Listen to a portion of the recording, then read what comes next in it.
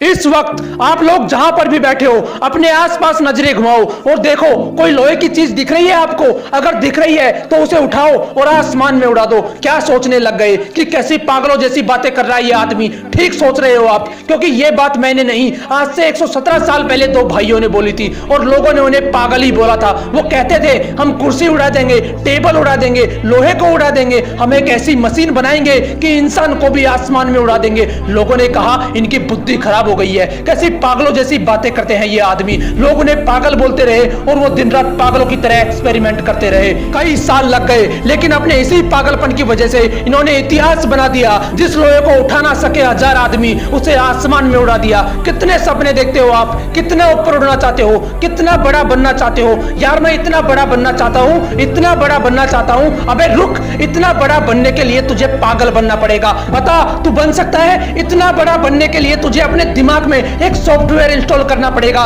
कि मैं 1000 बार फैलूंगा तब भी नहीं रुकूंगा। बोल तू कर सकता है ऐसा? अगर कर सकता है तो तू भी एडिसन जितना बड़ा बन सकता है। एडिसन एक ऐसा महान इंसान जो आज इस दुनिया में नहीं है, लेकिन उसके द्वारा किए गए 1093 आविष्कारों में वो आज भी जिंदा है। ये वही पागल इंसान है जो कहता था कि कांच से लाइट जला दूंगा, रात में भी दिन जैसा माहौल कर दूंगा। उस पर भी लोग चिल्ला रहे थे कि तू पागल हो गया है, ऐसा हो ही नहीं सकता, तू ऐसा कर ही नहीं पाएगा। लेकिन वो इंसान भी जिद्दी इंसान था। उसके पागलपन ने उसे ना रुकने दिया ना थकने दिया। हर बार फेल होने के बाद सिर्फ एक ही बात बोलता था कि साला एक बार और ट्राई करूंगा। वो 1000 बार फेल हुआ, लेकिन उसी पागल इंसान ने बल्ब का आविष्कार किया और इस दुनिया को रोशन करके चला गया। बनना चाहते हो इनकी तरह? बनना तो चाहता हूं, लेकिन मेरे पास इतनी फैसिलिटीज नहीं है। कुछ करना तो चाहता हूं, लेकिन मेरे पास पैसे नहीं है। बड़ा बनना तो चाहता हूं, लेकिन मेरा आईक्यू कम है। अबे रुक, कितना कम है तेरा आईक्यू? किताब में लिखा हुआ तो समझ में आता है ना तुझे। तेरा दिमाग जिम के जितना कमजोर तो नहीं है,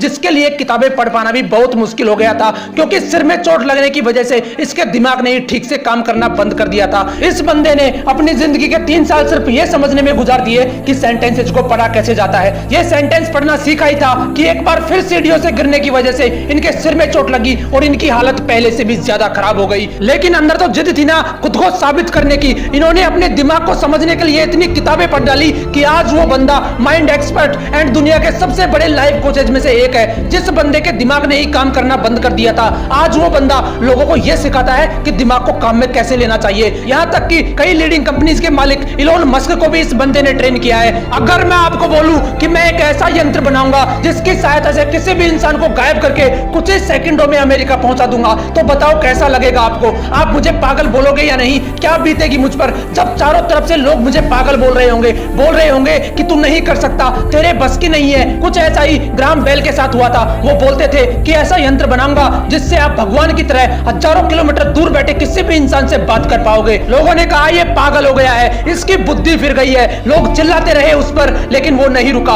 एक के बाद एक एक्सपेरिमेंट करता चला गया और वो यंत्र बनाकर दिखा दिया जो पूरी दुनिया को असंभव लगता था, जिसे आप टेलीफोन के नाम से जानते हो। क्या अलग था इन लोगों में यार? ये कोई भगवान थे या इनके रावण की तरह 10 सिर थे? इनके शरीर में भी 206 हड्डियां थी, वही लाल रंग का खून था। फर्क सिर्फ इतना है कि ये इंसान जिद्दी इंसान थे। इनके अंदर एक ऐसा पागलपन था कि साला 1000 बार फेल होना मंजूर है लेकिन हारना नहीं। तुम्हारे पास 1000 बहाने होते हैं, लेकिन उनके पास सिर्फ एक सपना था और उस सपने को पूरा करने के लिए उन्होंने अपनी जी जान लगा दी। लेकिन तुम सिर्फ सपने देखते हो, उन्हें पूरा करने के नाम पर तुम्हारी हवा टाइट हो जाती है। क्या अलग था यार इन लोगों में? वो भी तुम्हारी तरह ही इंसान थे, फिर तुम क्यों नहीं कर सकते? तुम क्यों ऐसा सोचते हो कि लोग क्या सोचेंगे? क्यों अपने आप को कमजोर फील करते हो? क्यों तुम एक ठोकर लगने के बाद हार मान लेते हो? याद रखना, हारने वाला कभी असफल नहीं होता, लेकिन जो हार मान लेता है वो कभी सफल नहीं होता। इसलिए अपना एक लक्ष्य डिसाइड करो और उसके पीछे तब तक दौड़ते रहो जब तक वो आपको मिल नहीं जाता। लोग आपको रोकेंगे, टोकेंगे, डराएंगे, धमकाएंगे, लेकिन रुकना नहीं है, आगे बढ़ते रहना है। लोग टोक